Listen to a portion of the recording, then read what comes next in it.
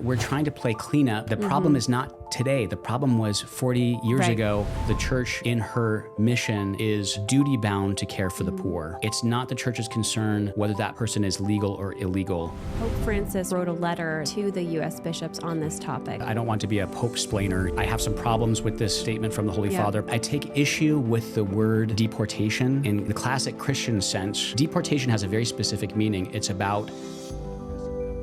Hey everyone, welcome back to the Lila Rose Show. Today we're deep diving the question of immigration. As you may know, there have been executive orders from the Trump administration declaring more mass deportations, a policy that's been much more tough on the border, tough on immigration. In fact, border crossings are down 94% right now, year over year from last year under the Biden administration. So the border is getting more secure in that sense, but there are a lot of humanitarian concerns about deportations, a lot of questions. We're going to actually explore this from the Christian perspective of what and how should the Christian think when it comes to immigration, deportations, and so many other questions about our immigration policy. We will also be discussing the exchange, effectively, that Vice President J.D. Vance, a Catholic convert, had with Pope Francis. And I'm very excited to have on a podcast OG that you guys may be familiar with and that I know many of you love, Father Ambrose Criste. Father Ambrose Criste of the Evermode Institute, as well as St. Michael's Abbey, who is a fantastic philosopher, theologian, and can help us explore this very important issue. And don't forget to subscribe to the show if you're not already subscribed. Did you know that over 90% of our listeners, sometimes on YouTube or podcast app, aren't yet subscribed? So make sure that you hit that subscribe button. Father Ambrose, welcome back to the podcast. Thanks, Lila. It's great to see you. Always great to see you too. How have you been doing? Busy and happy and trying to do God's holy will.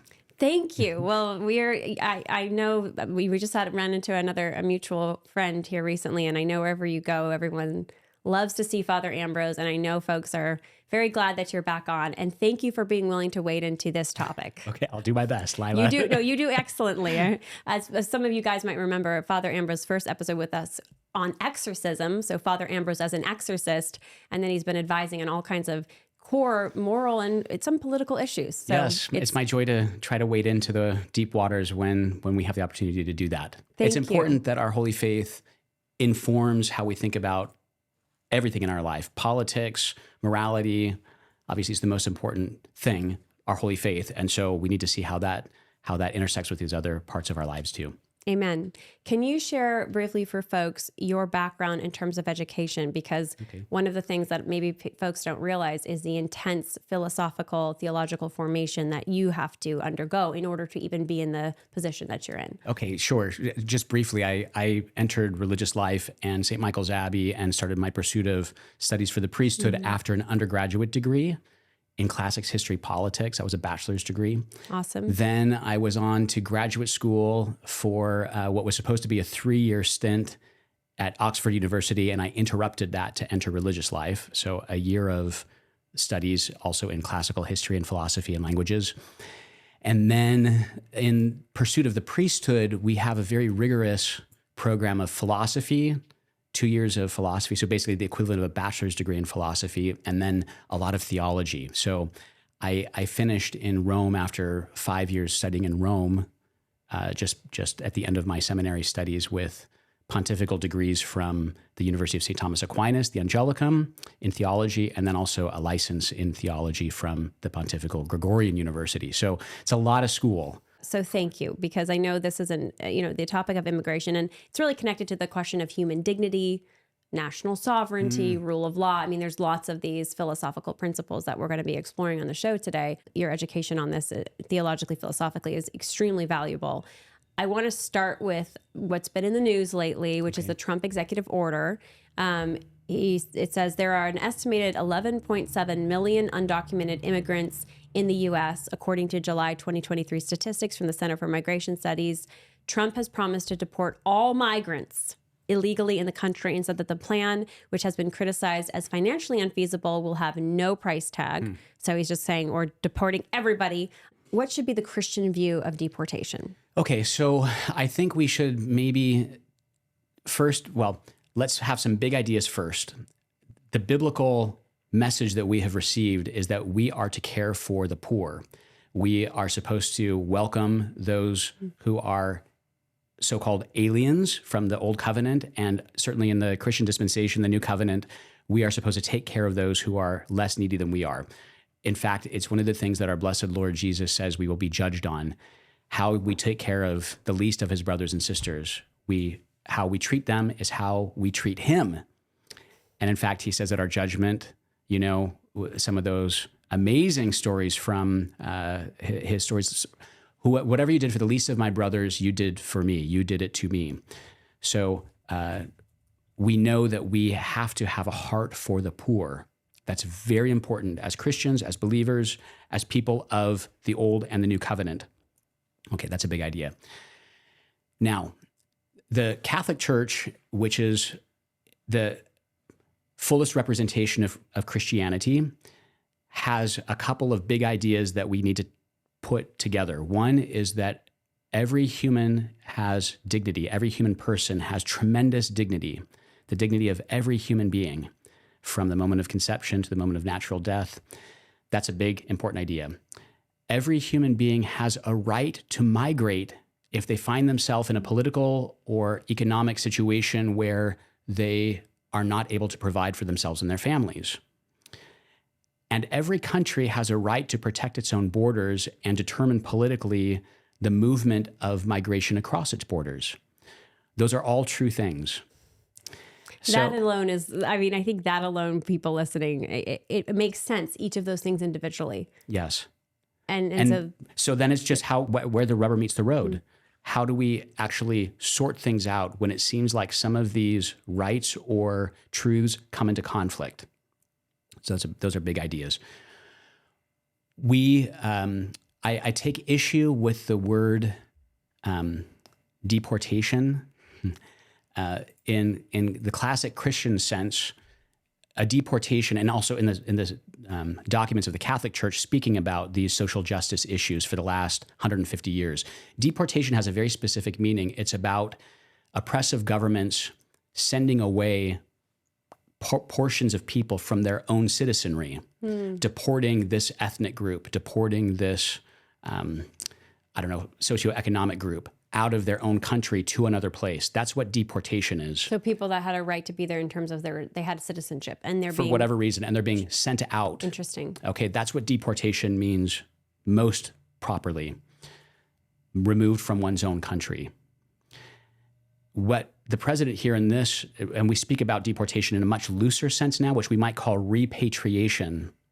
Someone who is illegally in one country and is sent out of the country that they entered into back to the country of their origin. That would be repatriation. So someone comes to the United States, they don't become citizens, they're not here legally maybe. If we send them back to the place where they came from, that would be repatriation. Okay. Again, using those terms properly, I think helps us to understand what's at stake here. So when we're reckoning the right of some person in some other country to migrate because they're oppressed, in danger, poor, whatever reason, then the country where they're going to usually has some policy about what we do with people who approach our border and want entry. Now, we are in a time now, Lila, as you well know, as everybody watching and listening knows, where we have lived with a very unregulated migration policy into the United States for the last 40 years or more, a long time, where we have this issue now, political issue of tens of thousands, millions of people resident in our country who are not here legally. What are we supposed to do about people like that? That's the big question. What is a Christian supposed to do? I think, so where do we go from there, Lila? First of all, great laying of the ground. And I one more thing to kind of explore, there's so much to explore here, is this idea of an unregulated border, right? Mm-hmm. Like you were speaking to, and the fact that our immigration policy in many ways has not been, battened down. The hatches are not battened down. That we also have this thing of seeking asylum. Like if you go to certain points of entrance on the border and you say you're seeking asylum, you can get access to the country until you can get into the country and you have a right to be into the country. And then you have this kind of court system that you're supposed to go through to determine if you actually are an asylee and can have that legal status. Right. But there's a sort of like temporary time where you can just sort of be waiting for that. And so I think a lot of immigrants who come here, those that are maybe even crossing the border without these particular points of entry that you're supposed to go to seek asylee status, they would argue, well, we are desperate.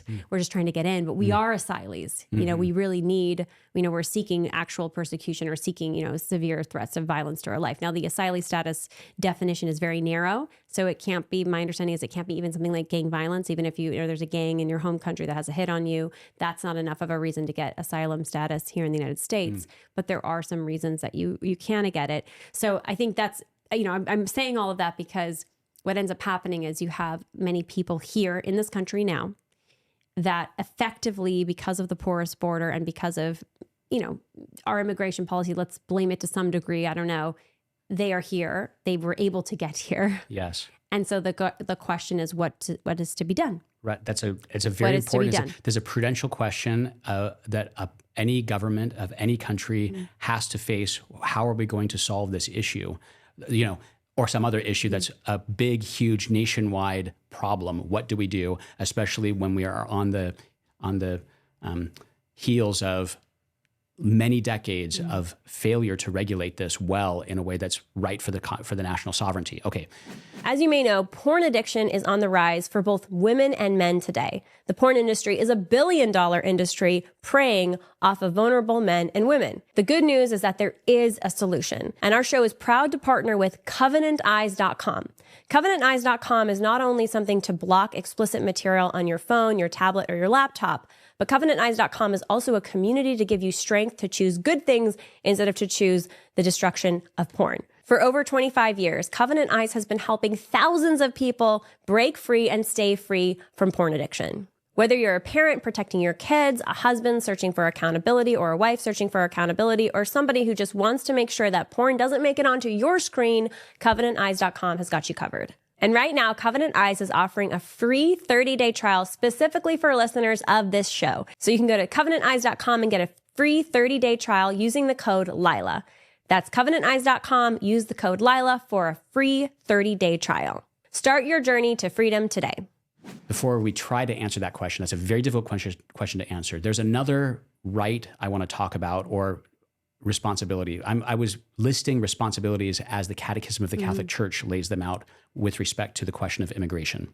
There's another one, and that is if someone is an asylum seeker or a refugee, an immigrant into a foreign country, they have a responsibility to be grateful to the country that they're entering, to assimilate to the culture of that country insofar as they're able, to be a good guest in somebody else's home who have welcomed them in.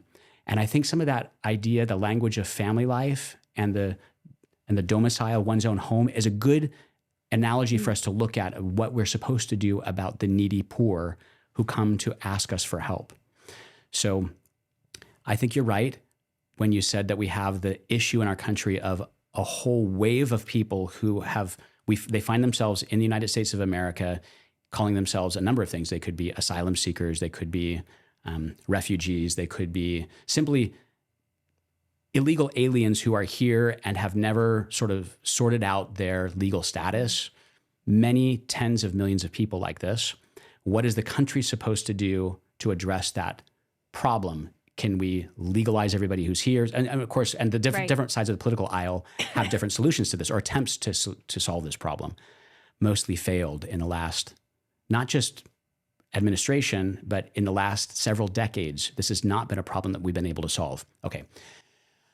It seems to me that this is where we have to ask, who is close to me and whom is God asking me to love? Maybe happily for you and for me, Lila, we're not policymakers. You're a very strong voice in trying to move the political needle for all the best things. But you and I don't determine what the policies are. We can encourage our legislators to craft just and charitable and even Christian laws about such things. But that doesn't mean that we can neglect the poor on our doorstep. There was that horrible situation a couple of years ago of, I'll use some political language here, of people on the far political left complaining that we are being too draconian at our border. And then a whole busload or several busloads of immigrants show up on Martha's Vineyard And those same loud leftist voices will not keep them. They will not take care of them. They send them away. That's not charitable. It's not Christian. It's not care for the poor. Basically, it's somebody else's problem. I think most people in our country see it like that. This is somebody else's problem. And I think Christians should ask themselves, where can I feed the poor? Where can I welcome the stranger? Where can I do what I can to be the face of Christ for someone who is in need?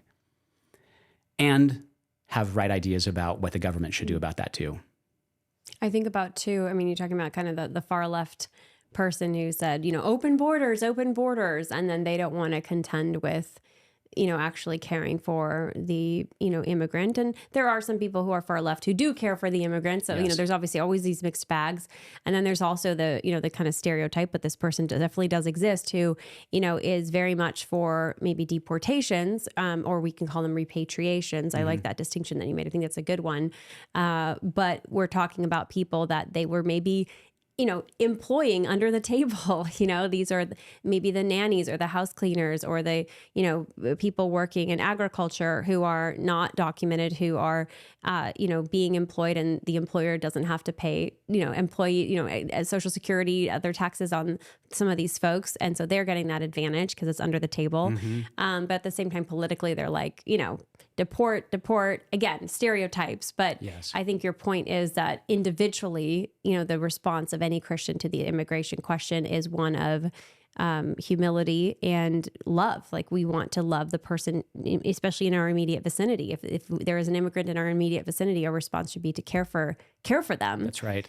Well, we have these bigger questions to resolve about public policy. Right. Is that I think right? I think that's a fair summary there, Lila, because we're talking about both of these two areas simultaneously. We're talking about public policy, and we're also talking about the responsibility of every individual, in our case, Christian citizen. What are we to do? And I think this is where some of the conflict happens. Also, the conflict between, like, the bishops of the Catholic Church in America or the Holy Father's statement. They're, encouraging the believers to love the poor and to care for the poor.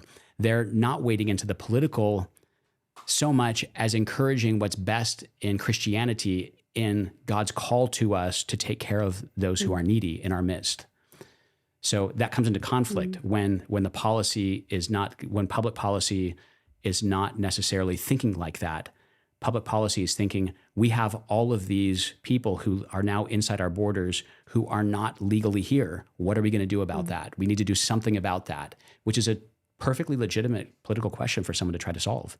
So based on what you're saying, it sounds like it is not immoral per se for a government to do some expatriations or Deportations, repatriations or whatever you like to call deportations. That is not inherently immoral to do a deportation. Correct. That is correct. But It the is government not, has the right to, if someone is not documented, if they came here illegally, the government does have a right to, repatriate them, deport them, however you say.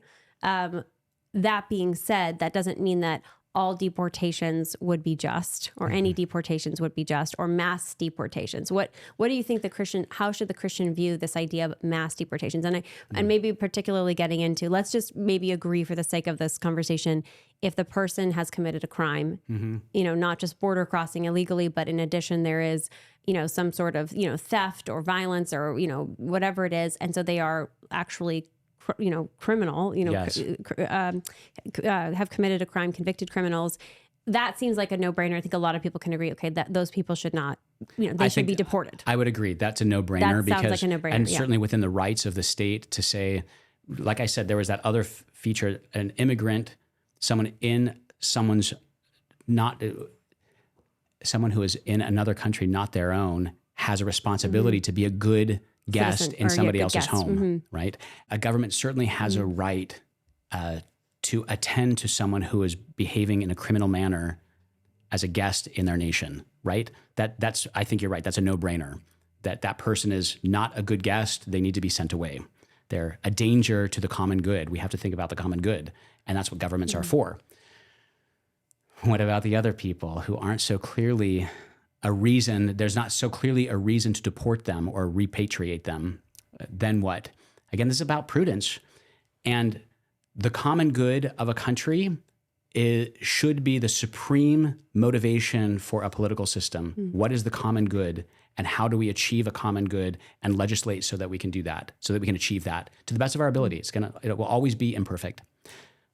Apparently, this is from February 20th, 2025. So yesterday, it says illegal crossings at U.S.-Mexico border down 94% from last year, Border Patrol chief says.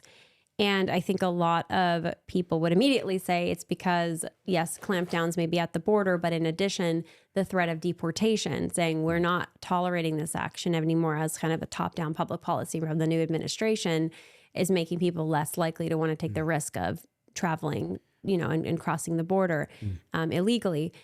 So that's kind of the argument for, prudentially a public policy that says we're going to do aggressive deportations because this has gotten so out of control with border crossings that are illegal.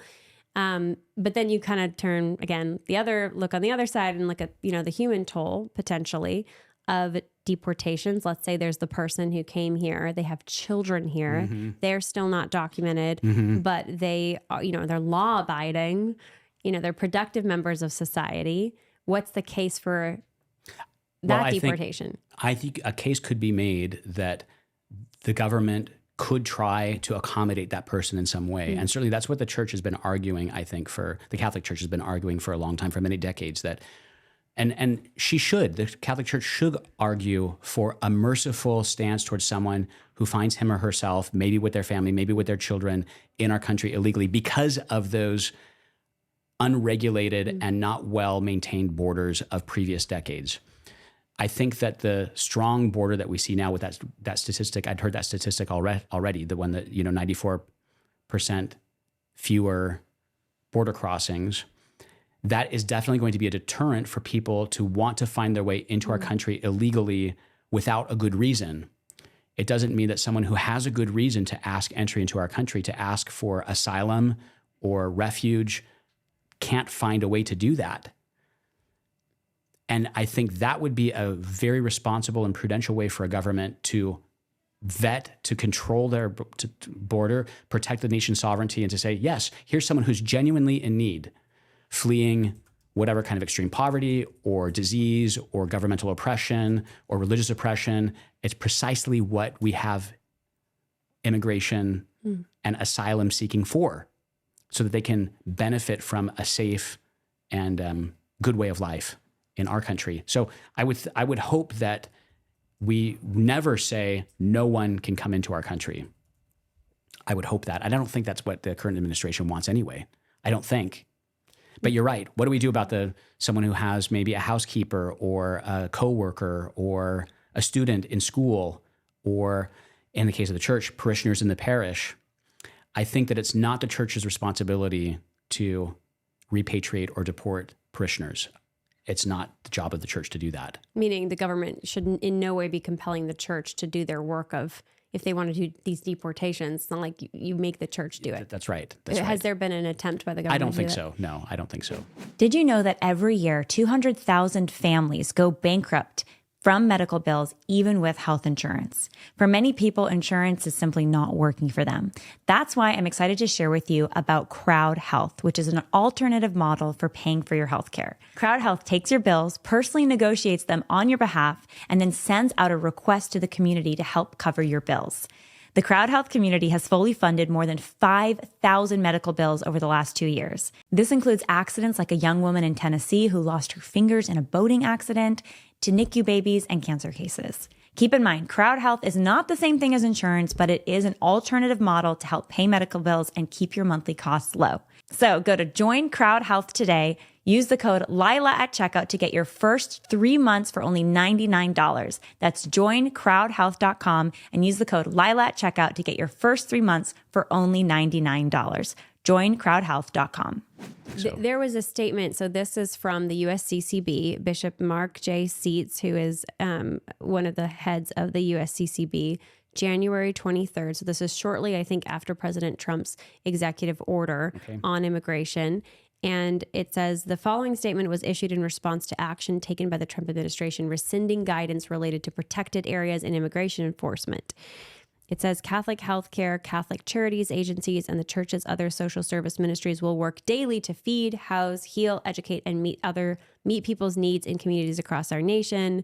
It talks about the dignity of the person. Charity is not a welfare activity that can be left to others, but it's part of the nature of the church. So like the church's job, regardless of your immigration status, I think they're saying is, if you're here, you're hungry, you need shelter, we're gonna care for you. Right. Then it goes on to say, we recognize the need for just immigration enforcement and affirm the government's obligation to carry it out in a targeted, proportional, and humane way. So Yes. it's right there not saying we oppose deportation. It's actually saying we support your right to do that as a government. Right. However, non-emergency immigration enforcement in schools, places of worship, social service agencies, healthcare facilities, or other sensitive settings is contrary to the common good. So they're basically saying, if you want to do deportations, that's fine, but I don't want you doing them at my school, my Catholic school, my Catholic church, my Catholic social service agency, or my Catholic hospital. That seems totally reasonable. I would think precisely because the church in her mission is duty bound to care for the poor. It's not the church's concern whether that person is legal or illegal. Now, this gets complicated in our country, Lila, because many of our church agencies, schools, missions, they receive government funding for what they do. Right. And that's where it gets really complicated. And so it would be tidier if the church and her ministries did not depend upon government funding to execute her ministries, because then the government has every right to say, well, we're giving you money to feed the poor, so why don't you just tell us who's illegal? Right. And then we'll take care of the problem for you. Well, they just lost a huge government contract, Catholic Charities, right? Yes. Now, Yeah, that's yes, they not did. run directly by the bishops, right? Catholic Correct. Charities, It's a that's separate entity. independent. But they lost, I think, tens of millions of dollars in taxpayer money by a Trump executive order.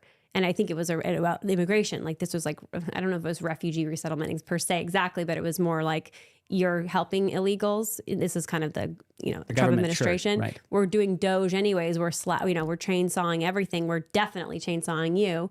But to your point, regardless of that matter, the church has the right to care. That's its responsibility, a duty to care. That's right. It goes on to say, this is really interesting. It says, with the mere rescission of the protected areas guidance, we are already witnessing reticence among immigrants to engage in daily life. So basically, I misspoke a little bit. This Trump executive order they're responding to was early on was saying basically deport wherever you find them. Like it wasn't like there's certain protocol for deportation. It's basically go out and hunt and find them. And the church is saying you can go deport if you want, but don't do it at my school, etc. All people have a right to fulfill their duty to God without fear. Turning places of care, healing, and solace into places of fear and uncertainty endangers the trust between, the church and these people we're serving, etc.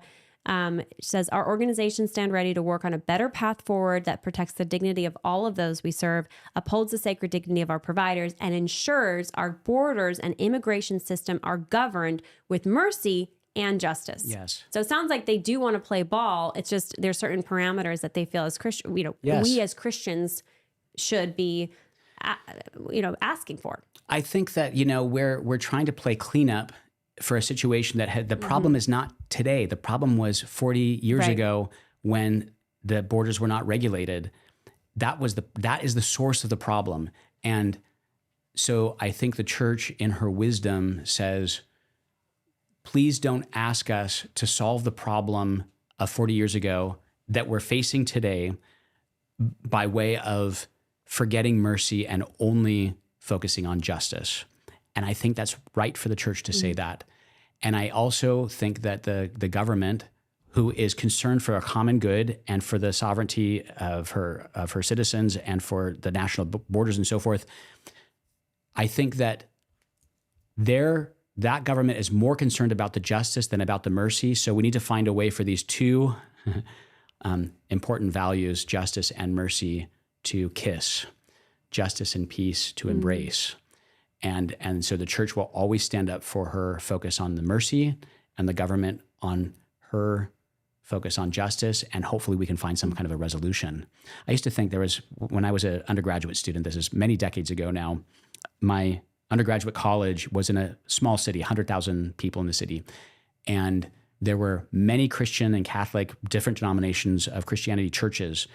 And my buddies and I counted one time. We knew the statistics about the number of homeless people in the city. Several, whatever, a couple, maybe it was something, unhoused homeless people on the street any given night, some hundreds of people. And we thought, that's less people than there are Christian churches in this city. If every church could just care for one, there would be no homelessness. Now, of course, that's probably impossible for all kinds of reasons.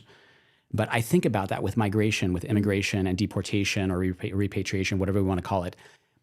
If we were to care for the needy among us, the government wouldn't have quite so much to worry about. And maybe we could also come up with plans of how to legalize those who could be legalized, to deport those who need to be deported because they're dangerous or for whatever reason, and to sort out this big mess.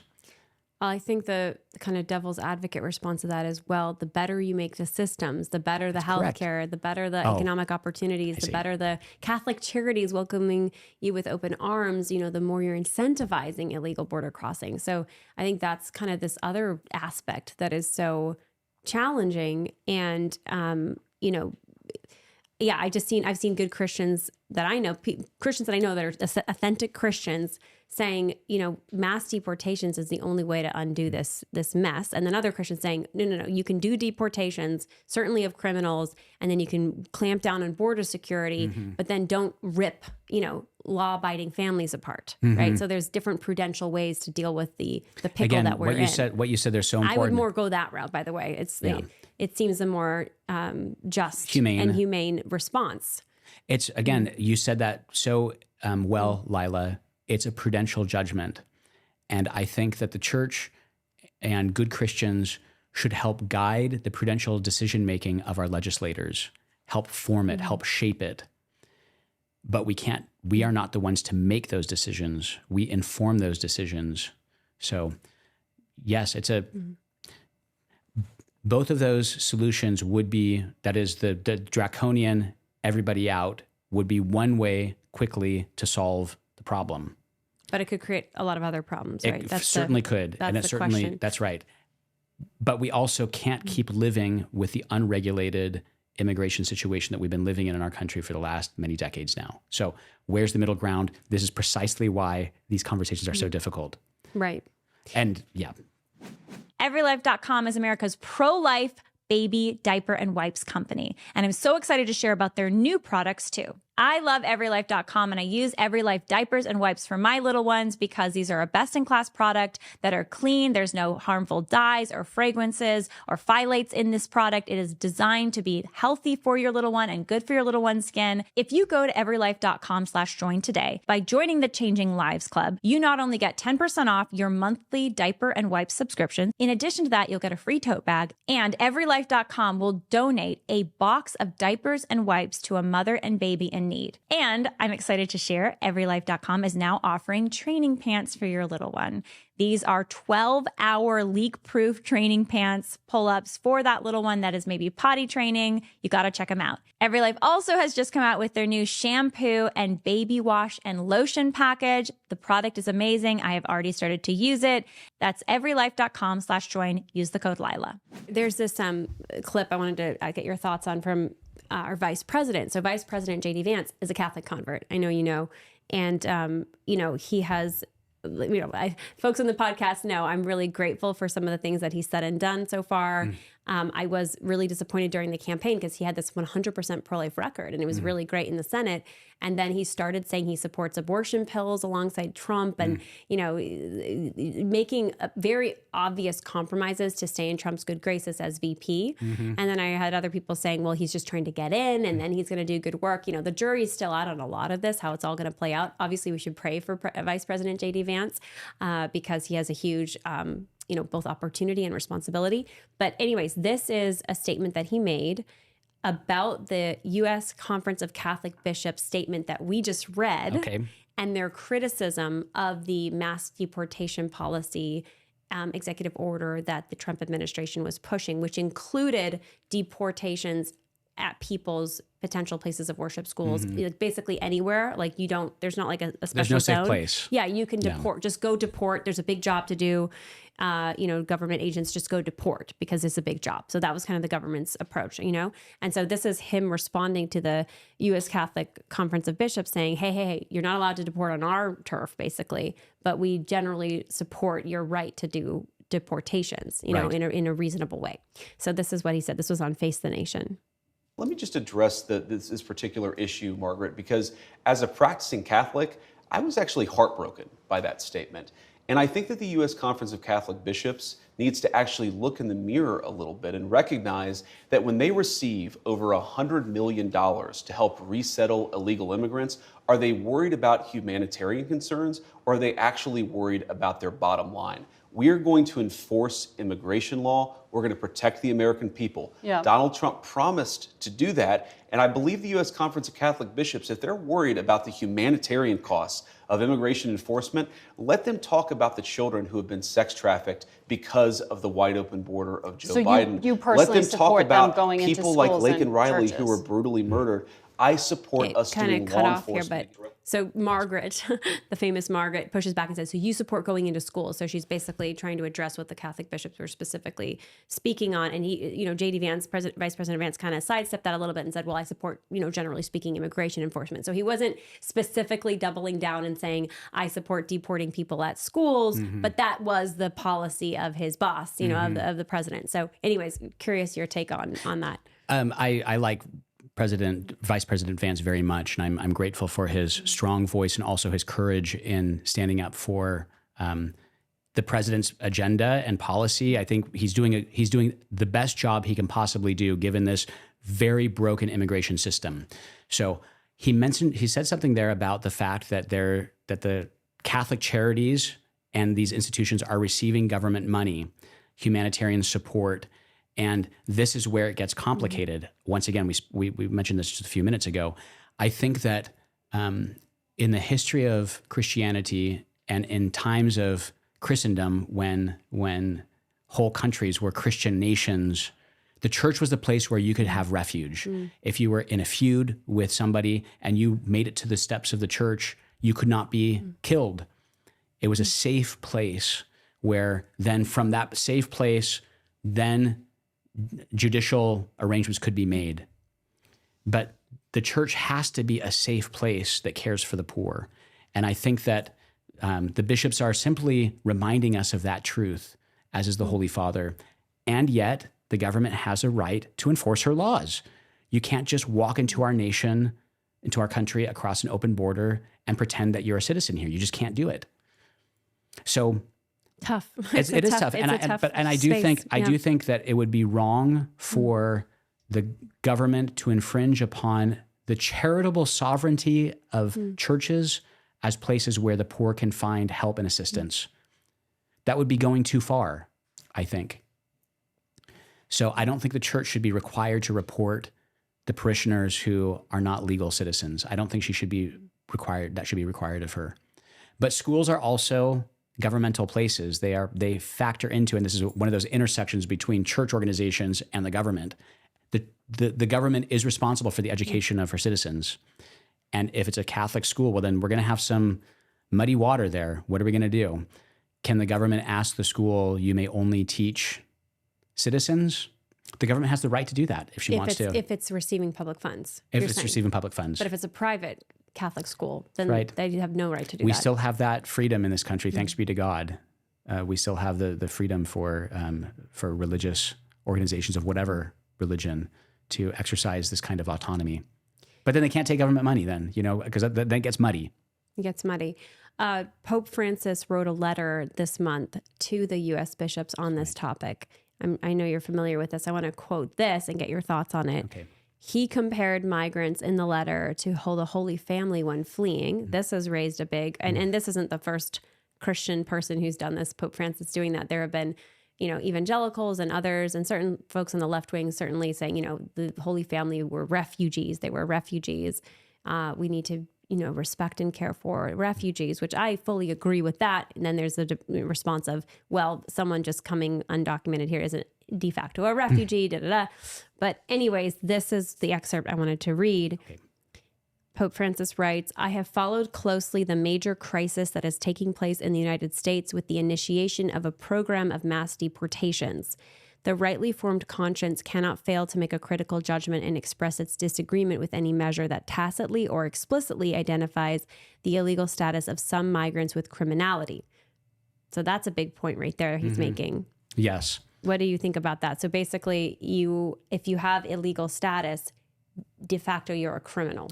Okay, and he's so trying to make this distinction that, no, you're not de facto a criminal with illegal status. And some people will say, well, of course you are. Yeah, you've broken a law. But I think the point there, I'm going to try to, I don't want to be a Pope-splainer, sort of, because I think that I have some problems with this statement from the Holy Father, personally, in the sense that I don't know that it's the most helpful. It's not so helpful, actually, for lay faithful he wrote it to bishops. It's a letter to bishops. And I think he's trying there, if I can try to defend his statement there, just because someone commits a crime doesn't mean that they are a criminal in their essence. When you make a traffic violation, a misdemeanor crime, we wouldn't say, oh, there's a criminal. We would say there's someone who broke a traffic law.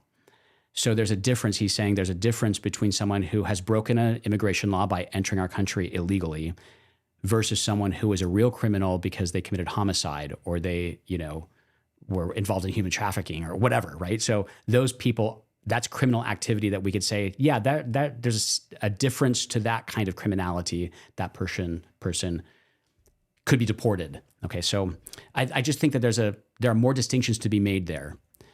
We have to ask Lila, when the Holy Father does something like this, writes a letter like this, what is he trying to do? We Catholics, we owe the Holy Father religious obedience. Obsequium religiosum is what the language of the church in that, a sort of respect. Not because he should tell us how to govern our lives politically, but because he's going to remind us of how we ought to think about our lives as Christians. He's trying to remind the bishops, and through them to remind us, we need to treat people with dignity. They have human dignity. Even the hardened criminal in prison, on death row, they're still worthy of our giving them dignity as a human person. They're not just a group of people to be treated as such. Okay? So, yeah, there's also part of the problem with this kind of a letter is that it seems to represent a certain political partisanship on the part of the Holy Father. That's how it's interpreted. And so I think that if there is some of that there, we can take issue with that. Do you think that is the case, that Pope Francis, and again, you're right, it's a letter to bishops. It's not to lay people. It's not to the U.S. government. It's a public letter. We can all read it. Do you think that he is taking a political stance? Well, he seems to have J.D. Vance very much in the crosshairs there toward the end of that letter, where he actually tries to correct his interpretation of the Ordo Amoris, the order of love, that J.D. Vance famously cited in some of his political statements about this. It's an ancient Christian principle that comes really from the gospel, but then also through St. Thomas Aquinas and St. Augustine, about we are called to care for those who are closest to us. And we're supposed to love everybody. And that's what the Pope is reminding us of in this letter. But the way that we love people outside of our own immediate families depends on their proximity to us.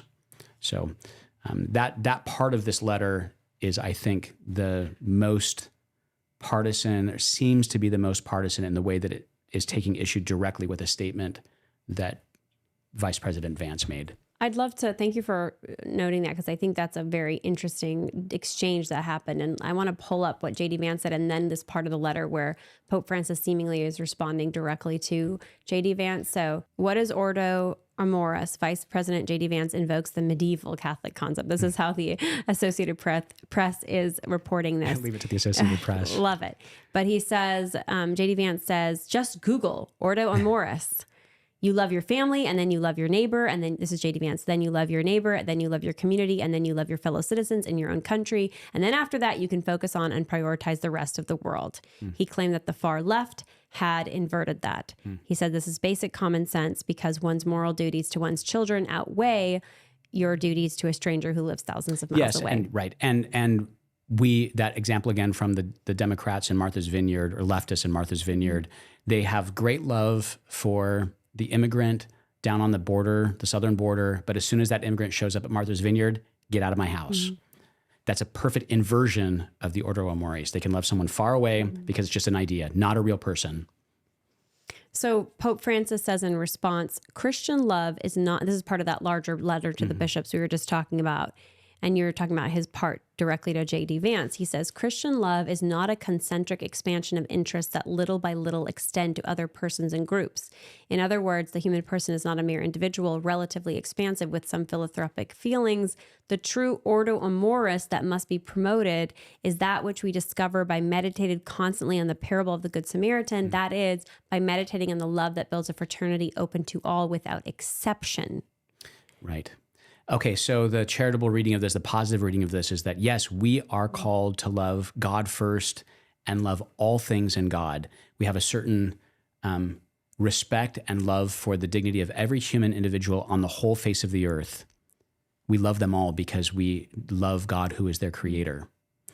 That's true. And yet God puts people into our orbit. The Good Samaritan found a poor beggar on the street and he cared for him.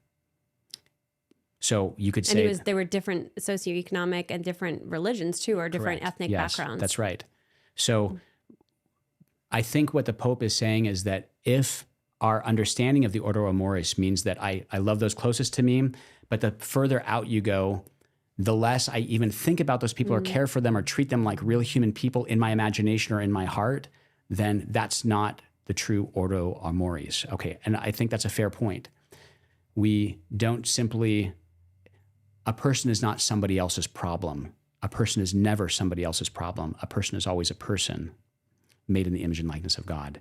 Now, it might be that I can do nothing about the needy refugee who's living on the other side of town. Maybe I don't have any contact with them. Maybe there's no opportunity for me to cross their path. But as soon as that person becomes the poor beggar I cross as a Samaritan, even if they are not of my race, then I am called to love them in Christ.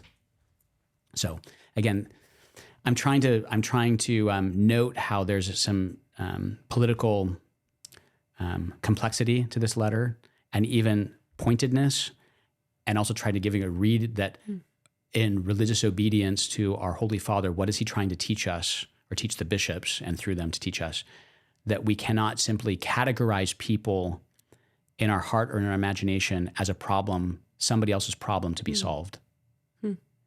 It's a kind of an objectification of them to do that. Correct. You know, Saint Augustine, the great Saint Augustine, he has a very clear dichotomy. He understood in his own heart, in the Confessions we read about this, that there's this world of the fallen world, of my fallen nature that wars against the life of grace within me, and that's also a political and global thing. He wrote about that later in his life, much later in his life, in the City of God, that war between the kingdom of Christ, the kingdom of God, the city of God, at war with the city of man, which is the fallen world.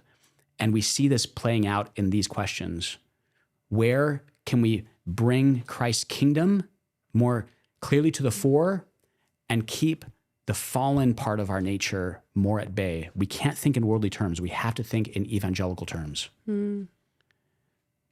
And again, that doesn't solve the actual problem. What do we do with millions upon millions of people whose situations need to be resolved somehow? It keeps coming back to that dilemma, doesn't it, Lila? Yes. I mean, I think I think often individuals like to say it's black or white. You know, like this is absolutely the way this should be, or this is absolutely the way that should be. And I think the nuance you're providing of, you know, it depends on the person's obligations and roles and responsibilities. What's your job in this kind of whole orbit of what's happening? And there is a prudential element here where there are some clear right and wrongs, but there are also some areas that are gray. Right. I think the church, despite maybe some of her deficiencies in cooperating with too much of the leftist agenda of politics sometimes, and then taking money from the government to execute that. She's also done that's the Catholic Church in America, at least, has done a great job of providing some concrete solutions. It's very not easy, but it's available for people who are here illegally to reach out to either their parish or the diocesan headquarters and ask, can you help me speak with an immigration lawyer who might be able to regularize my situation? The church has done a tremendous amount in saying, yes, we'll do that out of the goodness of our hearts. We'll do that for free. You just have to ask so that someone is not afraid to go to church because they're worried that the pastor is going to know that they're here illegally and worry that he's going to do something about it. But maybe the pastor can say, okay, I know you're here illegally. We can help you figure out this situation. That goes back to kind of this question about the path to citizenship, right? And I think that's another hot debate of, should there be a path to citizenship for people who are undocumented? And, a lot of people I think can achieve citizenship maybe via marriage, although that can be very painstaking, or they have citizen children and then that process. But yeah, it's all very challenging. It's all very hard. And especially if you're the child that's brought here or you were born here and your parents aren't documented. Right. That's another layer of pain here. We have to figure, the government is going to have to figure some way forward in all of this. And right now, prudentially, the current administration is saying, we're going to do a little bit of group not slash and burn, that's not the right way to say it, but we have to at least solve the problem of hardened criminals who are freely wandering within our borders. Okay, that seems completely reasonable. Now, how this is going to trickle down as the months unfold, then I think the rubber is going to meet the road, and we're going to see, are we going to be witnessing the mass deportations or repatriations of entire, families? And I don't know. The government has a right to regulate all of this, and we have the responsibility to remind her of mercy and to show her that is our government, the Christian face of care and concern for the poor and the needy. Beautifully said, Father. There's this news article out today, Trump deporting people at a slower rate than Biden's last year in office.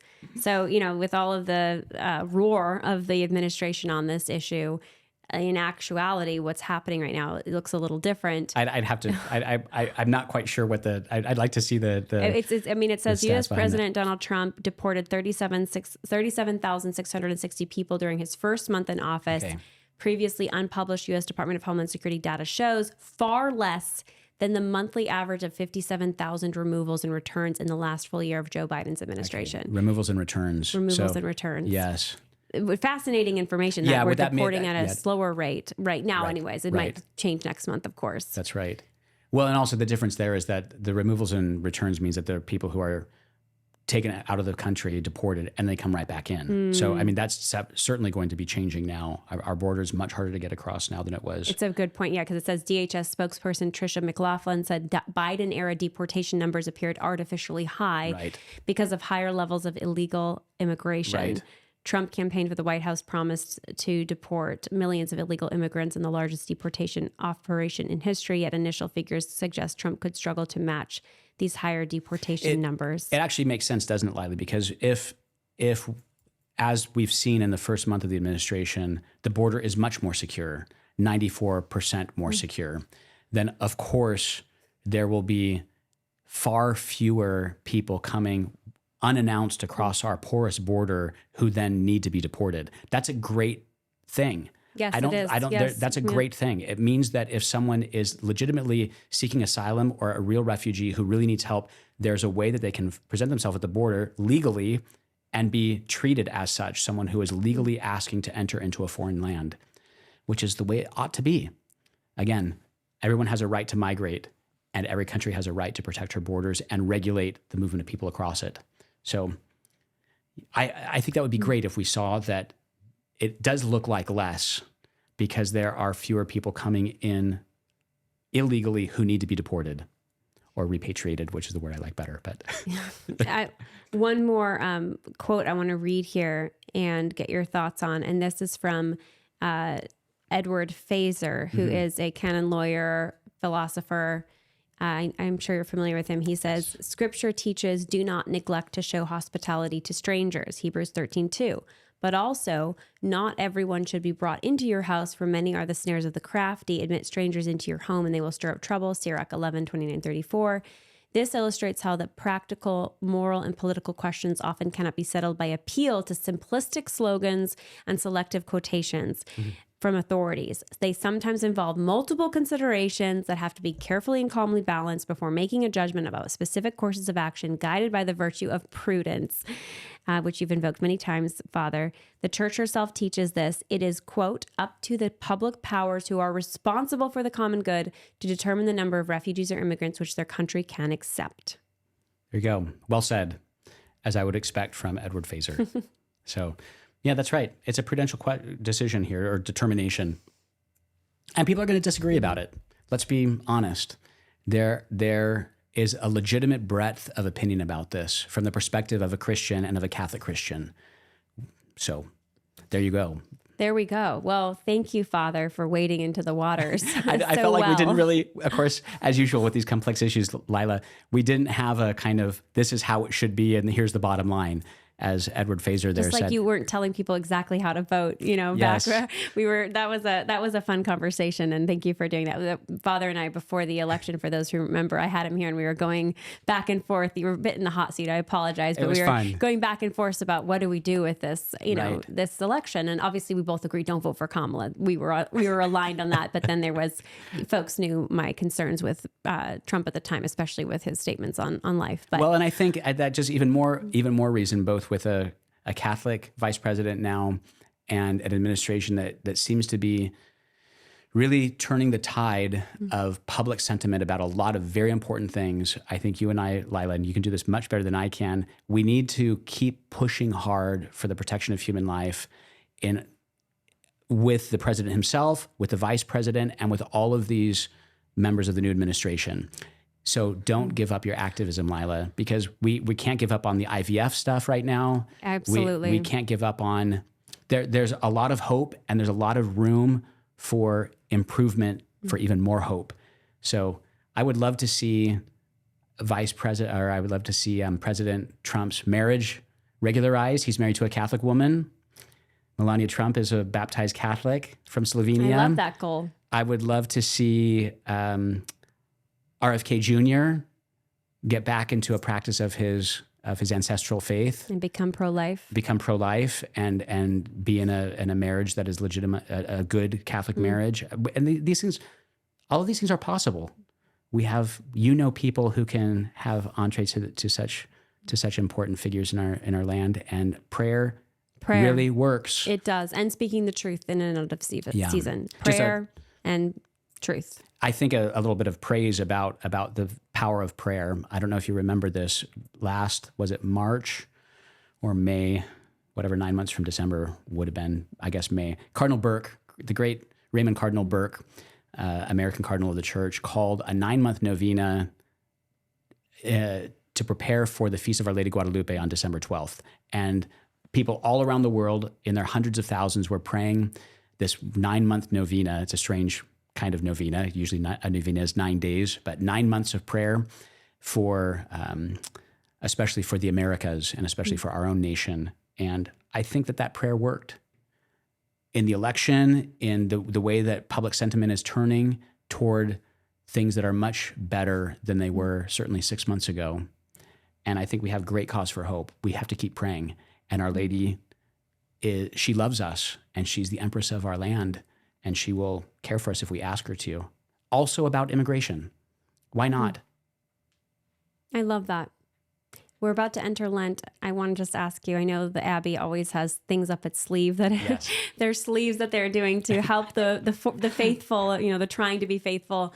Can you just share what the Abbey is working on in Evermode Institute with regard to Lent? Yes, please join us for you. Thank Easter. you. Thank you for asking. Please join us for our Lenten program called The Great Fast. Maybe you can put some of the links to it down in the description below. The Great Fast, it's through the Abbot Circle. We had a similar program last year, and many tens of thousands of people participated. We're doing the Great Fast again this year, and we're encouraging people to fast every day of the 40 days of the holy season of Lent with a real fast, so a serious approach to fasting in the Lenten season. And it has also beautiful meditations in the morning and table reading and some beautiful, it's a beautiful program. And I hope that people will join us in preparing well for Easter, by living Lent really, really well this year, the Great Fast. I love it. Thank you, Father. Thank you, Lila. God bless you. Thank you so much for joining the podcast again. It's always such a pleasure and honor to have you on. It's my joy. God bless you. A huge thank you to our partner, EWTN. EWTN is the largest religious network reaching millions of people with the truth of the faith, entertainment, and news. Check them out at EWTN.com.